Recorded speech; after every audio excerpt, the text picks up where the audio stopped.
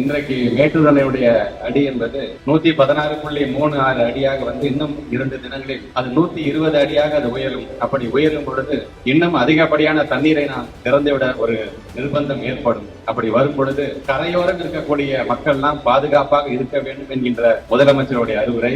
இதை ஏற்று உடனடியாக நான் பொறுப்பு அமைச்சராக இருக்கின்ற காலத்தில் நம்முடைய மாவட்ட ஆட்சியர்கள் எடுத்து சொல்லி இதில் கண்டு ஏறத்தாழ ஒரு 28 துறையை சார்ந்திருக்கின்ற அதிகாரியோடு அமர்ந்து கரையோரம் இருக்க வேண்டிய மக்கள் பொதுவாக ஒரு வெள்ளம் என்று வரும்போது அதிகப்படியான நீர் வரும்போது நாம் இப்படி பாதுகாப்பாக இருக்க வேண்டும், நம்மை நம்பி இருக்கின்ற கால்நடைகள் எப்படி பாதுகாப்பாக இருக்க வேண்டும் என்று ஒரு தனியாக ஒரு கூட்டத்தை இன்னைக்கு நாங்கள் போட்டிருக்கின்றோம். அது மட்டுமல்ல, நாமும் விழிப்புணர்வோடு அந்தந்த கிராம பகுதியை சார்ந்திருக்கின்ற அந்த கிராம அலுவலர்கள் நீங்களும் அங்கேயே தங்கி இருந்து மக்களிடம் அந்த விழிப்புணர்வை ஏற்படுத்தி எந்த ஒரு பாதிப்பும் வராத வண்ணம் நீங்கள் அவர்களை பாதுகாக்க வேண்டியது நம்முடைய கடமை என்பதை நம்முடைய தமிழ்நாட்டுடைய மாண்பு முதலமைச்சர் சொல்லியிருக்கிறார்.